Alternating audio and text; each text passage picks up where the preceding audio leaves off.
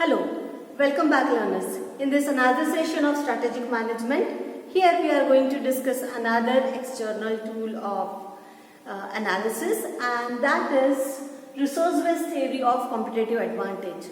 This is used as a framework as well as a tool by the managers. Till 1990s, we have seen that there were certain models coming into the picture by various strategists which were talking about external analysis and basing your internal business on those external sources. Now here something changed.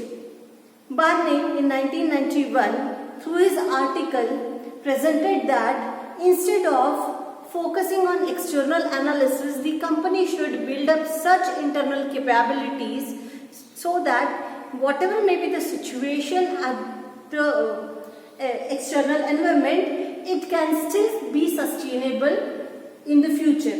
Now what can make it sustainable? That has been given in this theory. When we are saying it a theory, definitely it has some assumptions. So let us understand what these assumptions are. So basically RBV is the famous or popular name of this theory, that is resource based value. So the resource-based theory of competitive advantage preliminary says that sustainable competitive advantage can be achieved by internal strategic resources. Now what these strategic resources can be for the company? These can be, earlier we were talking about identifying strengths, weaknesses, opportunities, threats, or doing a pestle analysis and identifying stars, dogs, cash cows through BCG model, or that there was a GE model. There we also have seen McKinsey's 7S model. Till then, all these models were talking about external analysis and positioning your firm according to them and into that market. This model was contrasting to this pattern. It changed, it contrasted the positioning concept and it more focused on internal resources. So here Barney tried to say that we can build up such assets, core competencies and capabilities that can make the organization achieve profits and be sustainable in the futures. Now according to him, there were certain internal resources that has been identified. Some of them are like, if we are talking about these resources, we can question that what makes your business unique. What makes your business unique? So any of these being internally extremely capable, giving you a competitive advantage, can bring you profits. These resources can be, let us question, is it your global presence? Is your extremely strong financial position? Is it the brand portfolio that one organization carries under its umbrella? Is it the teamwork that it is enabled to practice and implement? Is it the innovative ideas that are coming up through the organization that is giving it a competitive advantage, or is it a managed process? Remember, we have talked about managing the whole process, which is not possible for every organization. And also, is it the partnership that it is giving, those are giving it a synergy effect. So what exactly out of these, or all of them in a combination, are giving the firm profitability? Because these are the growth strategy under which we are studying. Okay, so growth strategies are also talking about RBV, that is resource-based value. So what factors create this value? This theory assumes few things and it has one framework that has been given. So in this lecture we will be discussing those assumptions and framework. So assumptions are, organizations can adopt many possible combinations because the business situations are being complex. And it says that not every of the resources of the company is a key important factor. It is important but not at the first place. So there may be certain resources, those are secondary, some resources which are primary. So we have to focus on that, we can identify them. And this model came into the picture because when we are talking about external analysis and identifying stars, dogs and etc., whatever the models were, it was really not possible for every organization to do that. And identifying such categories was very time consuming till the organization is able to identify and place them, position them and later take on their strategies. The market was changing at a faster pace. So he said that instead of doing that, build your internal capacities in such a way that maybe the market changes are coming in, but you will be standing strong as an organization. So not all the resources are key important factors. This is also one of the assumptions. He also says that we need to identify the core competencies of the business, and it evaluates the potential factors. Now, as you can see here, it is focusing on the internal resources and it is a prescriptive approach. It is prescribing, it is not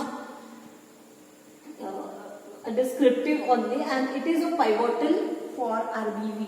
So resource-based value model came from here. Now, what this resource-based value model is? He says that identify 4 categories. He named them as VRIO or VRIN, VRIN or VRIO. Now what these are? So he says that your internal capabilities or resources can give you profitability when you build them, and these internal resources can be built when your products or your resources are valuable, your resources are rare, your resources are difficult to be imitated by your competitors, and your resources are so organized that they are giving you value. Instead of O, he is also using here, there is one more factor, that is N. So N is not sustainable or not to be replaceable in the future by anyone. If you have resources under these 4 categories, they are definitely going to give you a competitive advantage, which will create a competitive edge, and obviously the profitability will be sustained and continued. So this is what the theory says. Now this theory is also, we are talking it under the short-term strategies. Now when we identify these, what to do? The next question is what to do. So, and how to implement the VRIN or VRIO.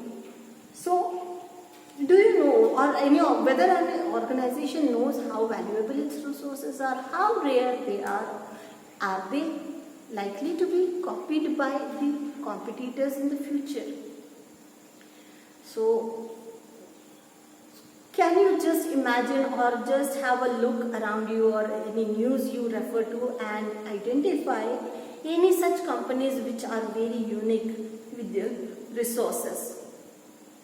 Can we say that Apple's technology is unique, is not copyable? The copying is not possible. There may be many reasons that it is really not copyable, because the talent that is required to create those services or apps or products are just concentrated or focused, or are all acquired by the Apple? Or is it that it's a patent or copyrights of different intellectual property rights that is giving them the advantage not to be copied by people? So that you will have to identify. Right? So organization, so the VRIO model goes like this in 3 stages. Let us understand them one by one. So the first stage is identify the key resources. What are your key resources? What the organization holds as its key, that is giving it an extremely strong position in the market. It can be anything out of these 8 as mentioned. It can be we are talking about brand portfolio. It can be a brand loyalty. It can be a very old brand that has been established over the decades, and now the customer base is extremely loyal. that is giving him the giving it the advantage. So we have to identify. This is the first stage of identifying. Yes, definitely. He is also trying to, he is also mentioning that we have to identify something. So without identification, we are going nowhere.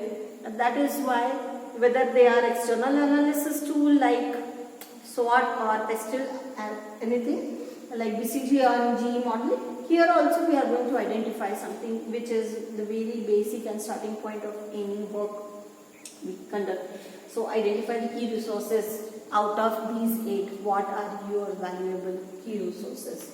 Innovation for some companies are the valuable resources. When we talk about Tesla, when we talk about other companies who are engaged in innovating different equipments or technologies which will be reducing pollutions or which will be energy efficient, then we can certainly say that yes, they have innovative ideas. When we talk about Intel processors, they are innovative. When we talk about the Google's app, they are innovative.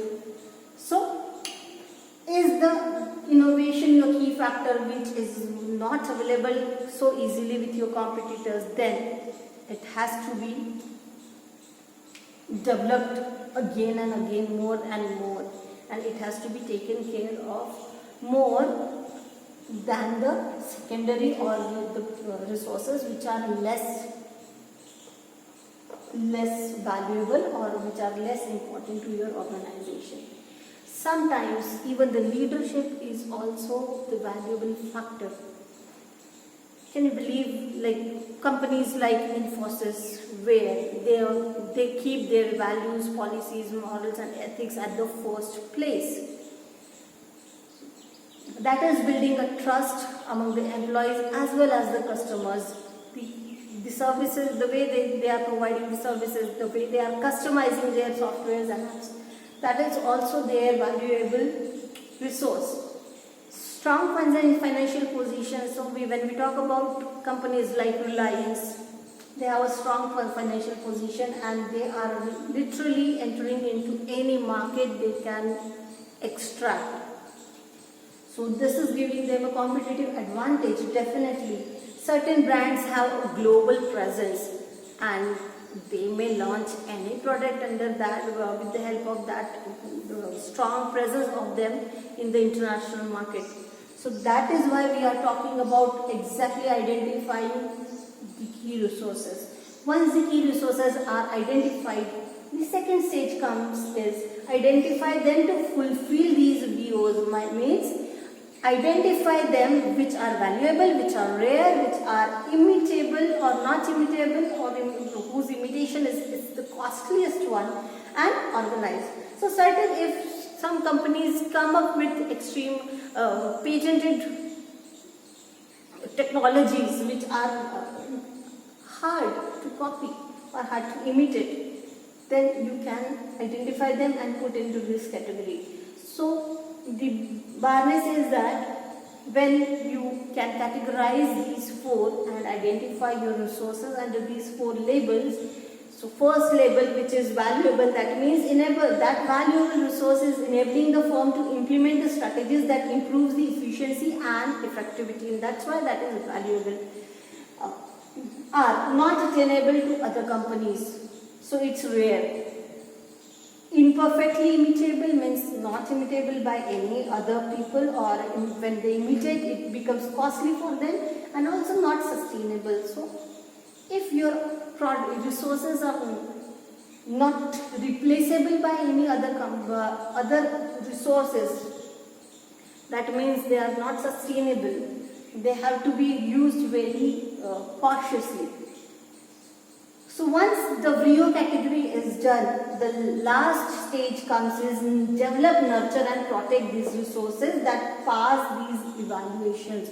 So he is talking about other resources being aside. If you can identify these valuable VO resources, you have to work on them, because these resources are going to give you the competitive advantage. They are your capabilities on the basis of which the organization can make profits in the long run. Friends, this RCV model is not just about strategic management. This was developed and it has touched many. When we talk about David Ricardo's theories in economics, so Ricardian also talked about this, and the whole RBV model touches many disciplines, and that is why we are calling them interdisciplinary model. It touches the disciplines of economics, ethics, business, general business, management, marketing, law, even supply chain management. In these disciplines, this model is being used. So the theme of the model is identify VOs and take care of them. It's simple. Not, yes, it is definitely simple to say and definitely complex to be implemented. Still, as per Barney, it is better or easier than identifying them as an external analysis and basing your actions or basing the organization's transactions and strategic decisions on the